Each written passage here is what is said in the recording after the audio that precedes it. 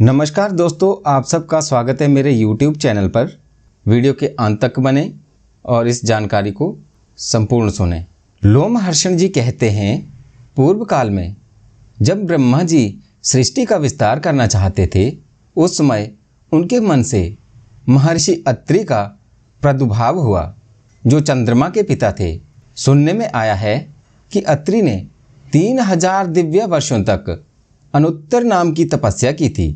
उसमें उनका वीर्य उद्धर्वगामी हो गया था। वही चंद्रमा के रूप में प्रकट हुआ। महर्षि का वह तेज उद्धर्वगामी होने पर उनके नेत्रों से जल के रूप में गिरा और 10 दिशाओं को प्रकाशित करने लगा। चंद्रमा को गिरा देखकर लोक पितामह ब्रह्मा जी ने संपूर्ण लोकों के हित की इच्छा से उसे रथ पर बिठाया। अत्रि के पुत्र महात्मा सोम के गिरने पर ब्रह्मा जी के पुत्र तथा अन्य महर्षि उनकी स्तुति करने लगे। स्तुति करने पर उन्होंने अपना तेज समस्त लोकों की पुष्टि के लिए सबको फैला दिया। चंद्रमा ने उस श्रेष्ठ रथ पर बैठकर समुद्र पर्यंत समूची पृथ्वी की 21 बार परिक्रमा की। उस समय उनका जो तेज चूकर पृथ्वी पर गिरा, उससे सब प्रकार के अन्न आदि उत्पन्न हुए, जिनसे ये जगत जीवन धारण करता है। इस प्रकार महर्षियों के सत्वन से तेज को पाकर महाभाग चंद्रमा ने बहुत वर्षों तक तपस्या की। उससे संतुष्ट होकर ब्रह्मवेताओं में श्रेष्ठ ब्रह्मा जी ने उन्हें बीज, औषधि, जल तथा ब्राह्मणों का राजा बना दिया। मृदुल स्वभाव वालों में सबसे श्रेष्ठ सोम ने वह विशाल राज्य पाकर रासु यज्ञ का अनुष्ठान किया, जिसमें लाखों की दक्षिणा बांटी गई। उस यज्ञ में सिन्नी, कुहू, द्युति, पुष्टि, प्रभा, वसु, कीर्ति, धृत तथा लक्ष्मी, इन 9 देवियों ने चंद्रमा का सेवन किया। यज्ञ के अंत में अवभृत स्नान के पश्चात संपूर्ण देवताओं तथा ऋषियों ने उनका पूजन किया। राजाधिराज सोम 10 दिशाओं को प्रकाशित करने लगे। महर्षियों द्वारा सत्कृत एवं दुर्लभ ऐश्वर्य पाकर चंद्रमा की बुद्धि भ्रांत हो गई। उनमें विनय का भाव दूर हो गया और अनीति आ गई। फिर तो ऐश्वर्य के मद से मोहित होकर उन्होंने बृहस्पति जी की पत्नी तारा का अपहरण कर लिया। देवताओं और देवर्षियों के बारंबार प्रार्थना करने पर भी उन्होंने बृहस्पति जी को तारा नहीं लौटाई। तब ब्रह्मा जी ने स्वयं ही बीच में पड़कर तारा को वापस कराया। उस समय वे गर्भिणी थी। ये देख बृहस्पति जी ने कुपित होकर कहा, मेरे क्षेत्र में तुम्हें दूसरे का गर्भ नहीं धारण करना चाहिए।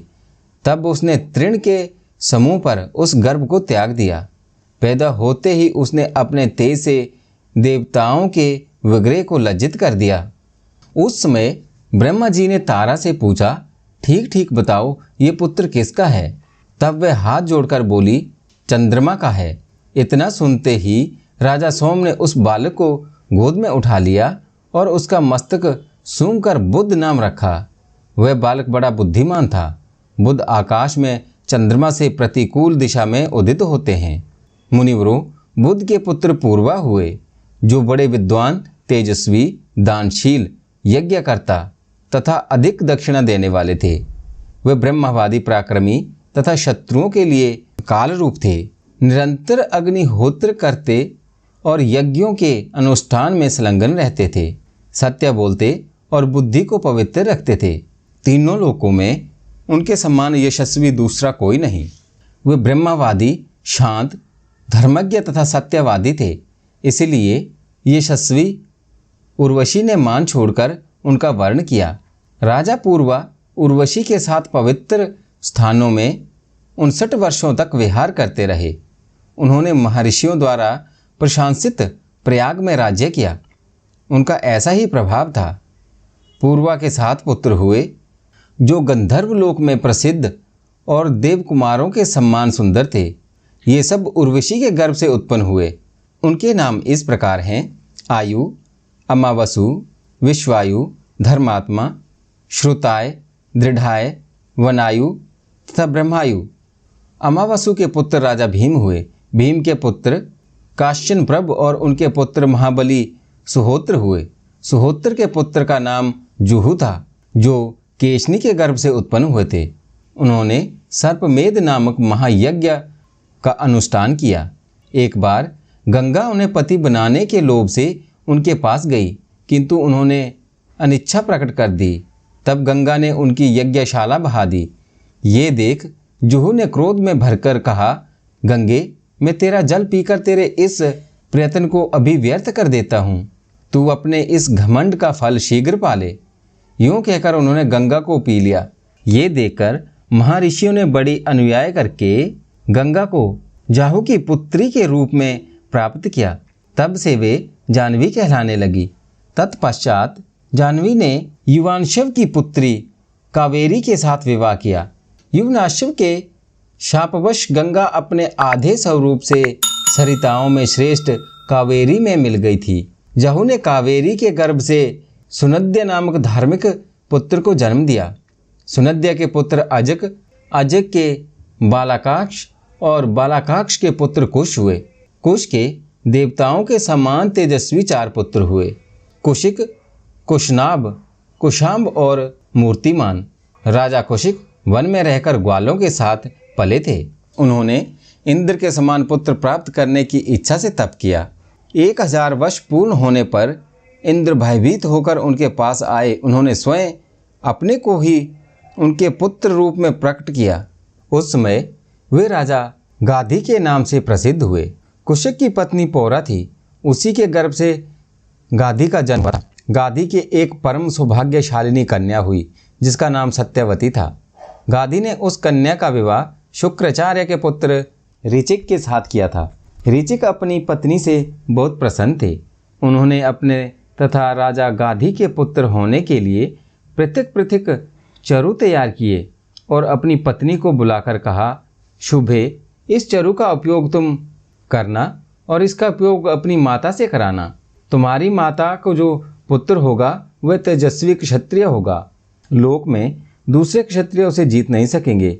वह बड़े बड़े क्षत्रियों का संहार करने वाला होगा तथा तुम्हारे लिए जो चरु है वह तुम्हारे पुत्र को धीर, तपस्वी, शांतिपरायण एवं श्रेष्ठ ब्राह्मण बनाएगा। अपनी पत्नी से यूं कहकर भृगुनंदन ऋचिक घने जंगलों में चले गए और वहां प्रतिदिन तपस्या में संलग्न रहने लगे। उस समय राजा गाधी अपनी स्त्री के साथ तीर्थ यात्रा के प्रसंग में घूमते हुए ऋचिक मुनि के आश्रम पर अपनी पुत्री से मिलने के लिए आए थे। सत्यवती ने दोनों चरु ऋषि से ले लिए थे। उसने उन्हें हाथ में लेकर अपनी माता को निवेदन किया। उसकी माता ने देववश अपना चरु पुत्री को दे दिया और उसका चरु स्वयं ग्रहण कर लिया। तदंतर सत्यवती ने समस्त क्षत्रियों का विनाश करने वाला गर्भ धारण किया।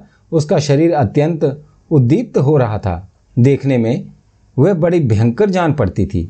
ऋचिक ने उसे देखकर योग के द्वारा सब कुछ जान लिया और उससे कहा, भद्रे, तुम्हारी माता ने चरु बदलकर तुम्हें ठग लिया।